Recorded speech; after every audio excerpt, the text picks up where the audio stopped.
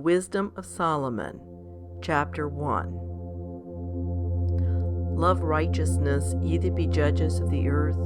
Think of the Lord with a good heart, and in simplicity of heart seek him. For he will be found of them that tempt him not, and showeth himself unto such as do not distrust him. For forward thoughts separate from God, and his power, when it is tried, reproveth the unwise. For into a malicious soul wisdom shall not enter, nor dwell in the body that is subject unto sin. For the Holy Spirit of discipline will flee deceit, and remove from thoughts that are without understanding, and will not abide when unrighteousness cometh in. For wisdom is a loving spirit, and will not acquit a blasphemer of his words. For God is witness of his reins, and a true beholder of his heart, and a hearer of his tongue. For the Spirit of the Lord filleth the world, and that which containeth all things hath knowledge of the voice. Therefore he that speaketh unrighteous things cannot be hid, neither shall vengeance, when it punisheth, pass by him. For inquisition shall be made into the counsels of the ungodly, and the sound of his words shall come unto the Lord for the manifestation of his wicked deeds. For the ear of jealousy heareth all things, and the noise of murmurings is not hid. Therefore beware of murmuring, which is unprofitable, and refrain your tongue from backbiting, for there is no word so secret that shall go for naught, and the mouth that belieth slayeth the soul. Seek not death in the error of your life, and pull not upon yourselves destruction with the works of your hands. For God made not death, neither hath he pleasure in the destruction of the living.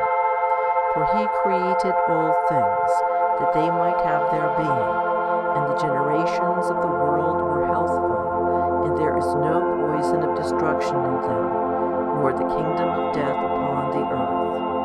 For righteousness is immortal. But ungodly men with their works and words called it to them.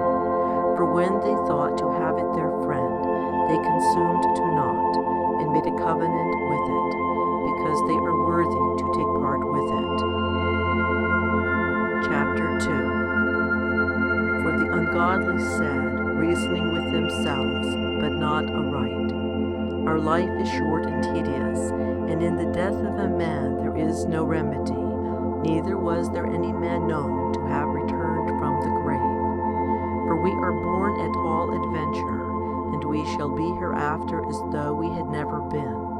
For the breath in our nostrils is as smoke, and a little spark in the moving of our heart, which being extinguished, our body shall be turned into ashes, and our spirit shall vanish as the soft air.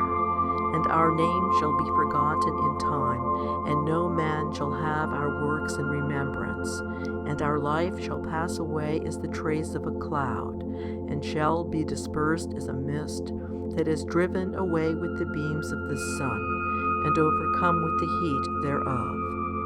For our time is a very shadow that passeth away, and after our end there is no returning, for it is fast sealed, so that no man cometh again. Come on, therefore, let us enjoy the good things that are present, and let us speedily use the creatures like as in youth. Let us fill ourselves with costly wine and ointments, and let no flower of the spring pass by us. Let us crown ourselves with rosebuds before they be withered. Let none of us go without his part of our voluptuousness. Let us leave tokens of our joyfulness in every place, for this is our portion, and our lot is this. Let us oppress the poor righteous man. Let us not spare the widow, nor reverence the ancient gray hairs of the aged. Let our strength be the law of justice, for that which is feeble is found to be nothing worth. Therefore let us lie in wait for the righteous, because he is not for our turn, and he is clean contrary to our doings. He upbraideth us with our offending the law, and objecteth to our infamy the transgressings of our education. He professeth to have the knowledge of God, and he calleth himself the child of the Lord. He was made to reprove our thoughts. He is grievous unto us even to behold, for his life is not like other men's. His ways are of another fashion. We are esteemed of him as counterfeits. He abstaineth from our ways as from filthiness. He pronounceth the end of the just to be blessed, and maketh his boast that God is his Father. Let us see if his words be true, and let us prove what shall happen in the end of him. For if the just man be the Son of God, he will help him, and deliver him from the hand of his enemies. Let us examine him with despitefulness and torture, that we may know his meekness and prove his patience. Let us condemn him with a shameful death, for by his own saying he shall be respected. Such things they did imagine, and were deceived, for their own wickedness hath blinded them. As for the mysteries of God, they knew them not, neither hoped they for the wages of righteousness, nor discerned a reward for blameless souls.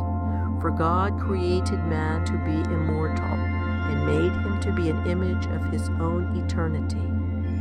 Nevertheless, through envy of the devil came death into the world, and they that do hold of his side do find it. Chapter 3. But the souls of the righteous are in the hand of God, and there shall no torment touch them. In the sight of the unwise they seem to die, and their departure is taken for misery, and their going from us to be utter destruction, but they are in peace. For though they be punished in the sight of men, yet is their hope full of immortality. And having been a little chastised, they shall be greatly rewarded.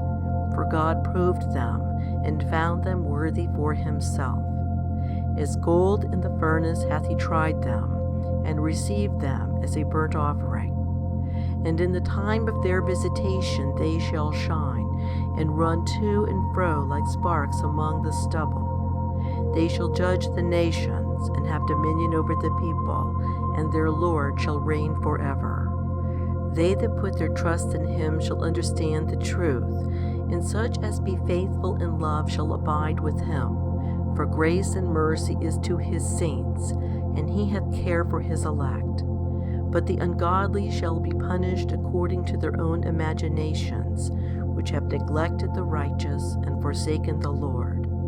For whoso despiseth wisdom and nurture, he is miserable, and their hope is vain, their labors unfruitful, and their works unprofitable. Their wives are foolish, and their children wicked. Their offspring is cursed. Wherefore blessed is the barren that is undefiled, which hath not known the sinful bed. She shall have fruit in the visitation of souls. And blessed is the eunuch which with his hands hath wrought no iniquity, nor imagined wicked things against God. For unto him shall be given the special gift of faith, and an inheritance in the temple of the Lord, more acceptable to his mind. For glorious is the fruit of good labors, and the root of wisdom shall never fall away. As for the children of adulterers, they shall not come to their perfection, and the seed of an unrighteous bed shall be rooted out. For though they live long, yet shall they be nothing regarded, and their last age shall be without honor. Or, if they die quickly, they have no hope, neither comfort in the day of trial. For horrible is the end of the unrighteous generation. Chapter 4. Better it is to have no children, and to have virtue, for the memorial thereof is immortal, because it is known with God and with men. When it is present, men take example at it, and when it is gone, they desire it. It weareth a crown, and triumpheth forever, having gotten the victory, striving for undefiled rewards. But the multiplying brood of the ungodly shall not thrive, nor take deep rooting from bastards' lips, nor lay any fast foundation. For though they flourish in branches for a time, yet standing not last, they shall be shaken with the wind, and through the force of winds they shall be rooted out. The imperfect branches shall be broken off, their fruit unprofitable, not ripe to eat, yea, meat for nothing. For children begotten of unlawful beds are witnesses of wickedness against their parents in their trial.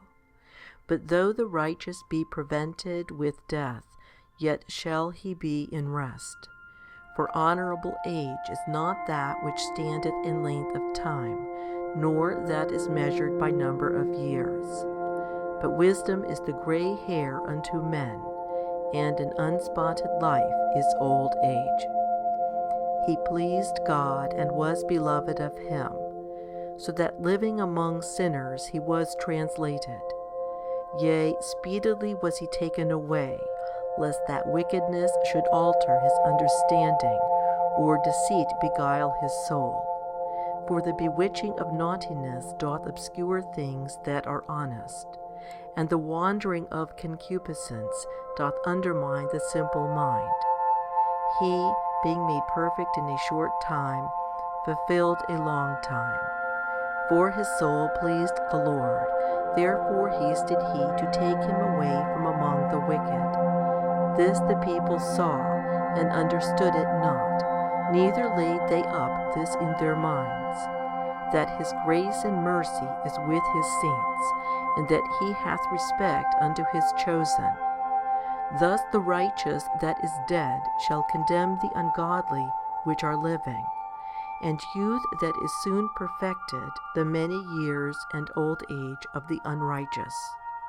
For they shall see the end of the wise, and shall not understand what God in his counsel hath decreed of him, and to what end the Lord hath set him in safety.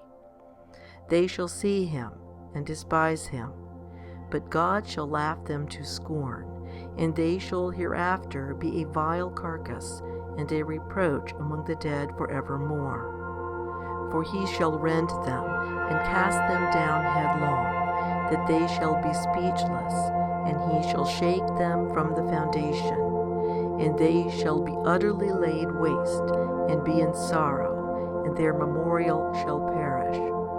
And when they cast up the accounts of their sins, they shall come with fear, and their own iniquities shall convince them to their face.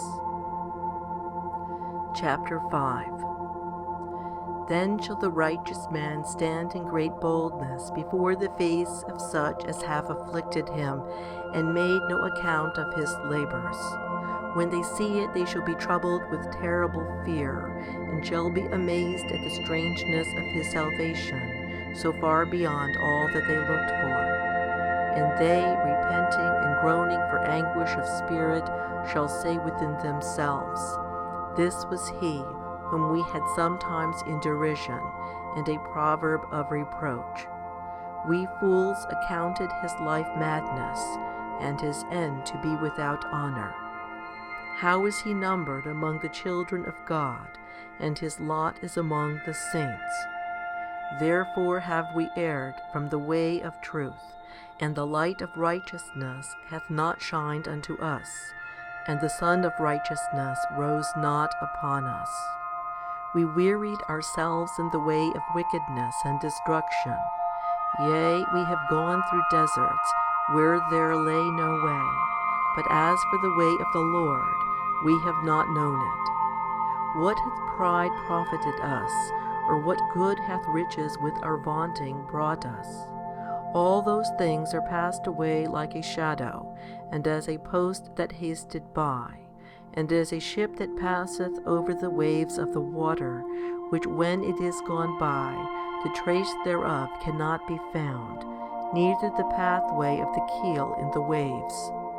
Or as when a bird hath flown through the air, there is no token of her way to be found, but the light air being beaten with the stroke of her wings, and parted with the violent noise and motion of them, is passed through, and therein afterwards no sign where she went is to be found.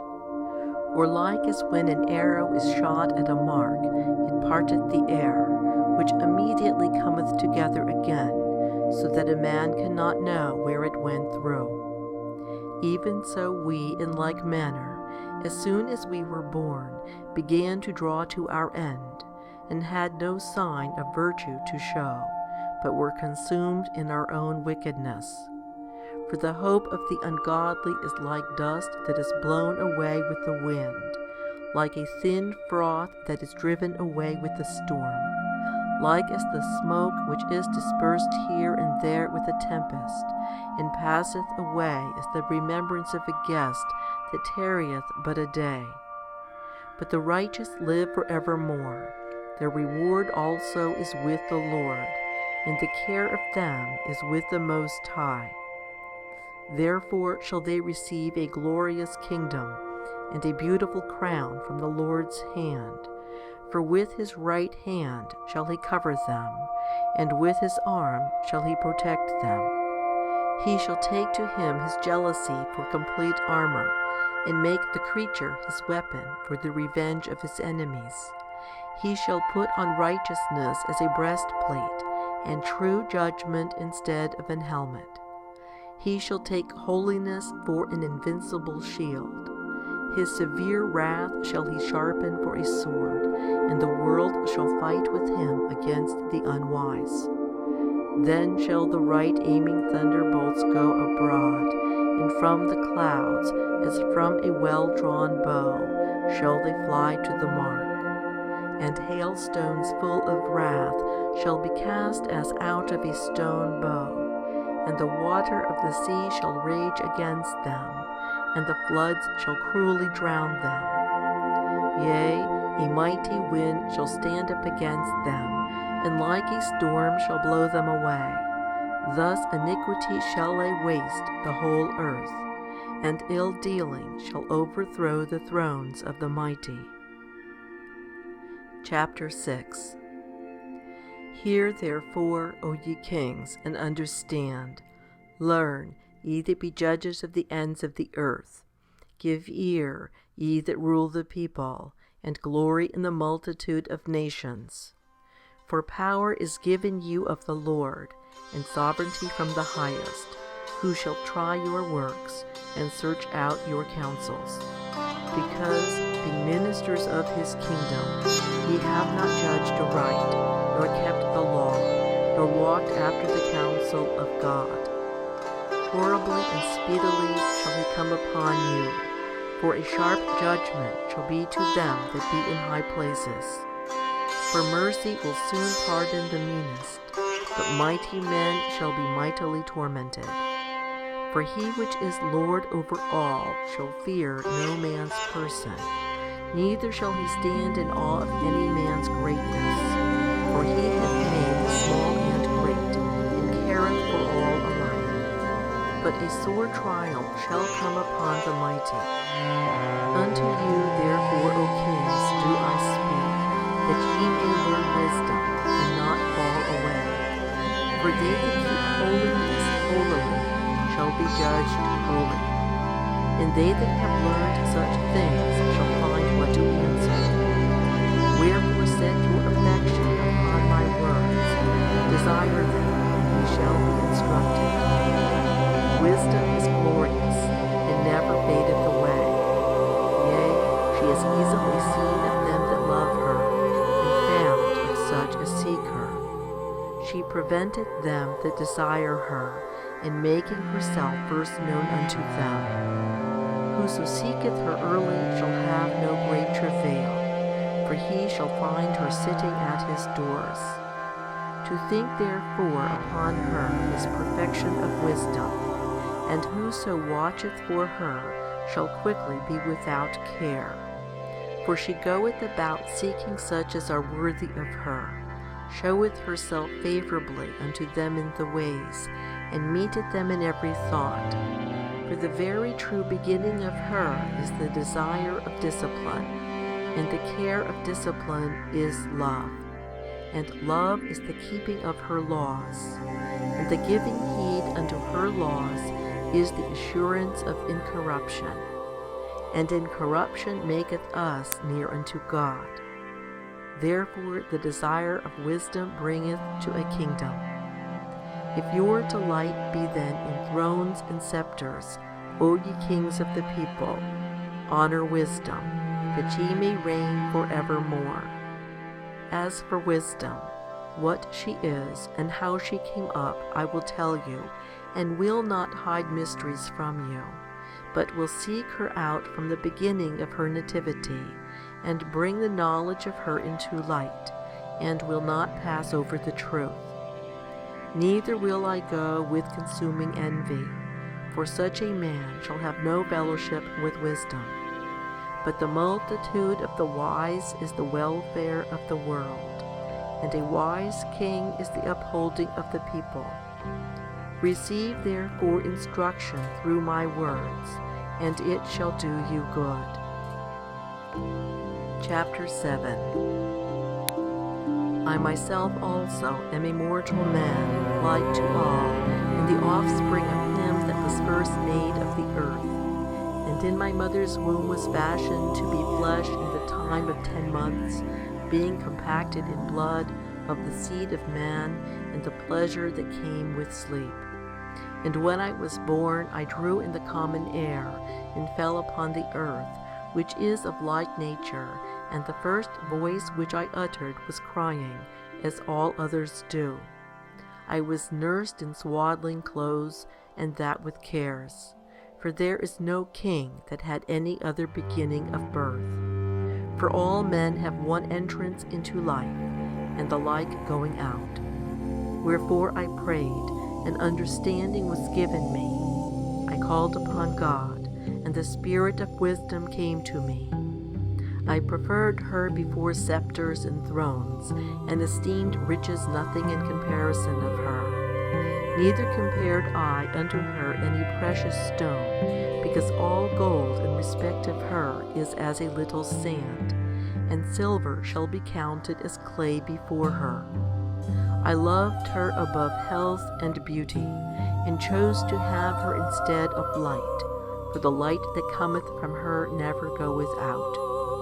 All good things together came to me with her, and innumerable riches in her hands. And I rejoiced in them all, because wisdom goeth before them, and I knew not that she was the mother of them. I learned diligently, and do communicate her liberally. I do not hide her riches. For she is a treasure unto men that never faileth, which they that use become the friends of God, being commended for the gifts that come from learning. God hath granted me to speak as I would, and to conceive as is meet for the things that are given me, because it is he that leadeth unto wisdom, and directeth the wise. For in his hand are both we and our words, all wisdom also, and knowledge of workmanship. For he hath given me certain knowledge of the things that are, namely, to know how the world was made, and the operation of the elements, the beginning, ending, and midst of the times, the alterations of the turning of the sun, and the change of seasons, the circuits of years, and the positions of stars, the natures of living creatures, and the furies of wild beasts, the violence of winds, and the reasonings of men, the diversities of plants, and the virtues of roots, and all such things as are either secret or manifest, them I know. For wisdom, which is the worker of all things, taught me.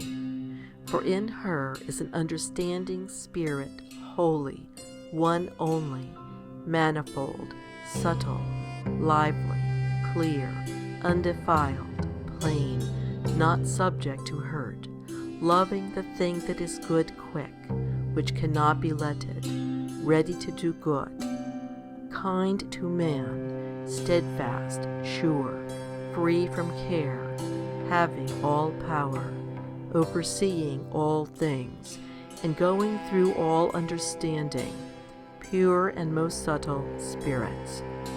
For wisdom is more moving than any motion. She passeth and goeth through all things by reason of her pureness.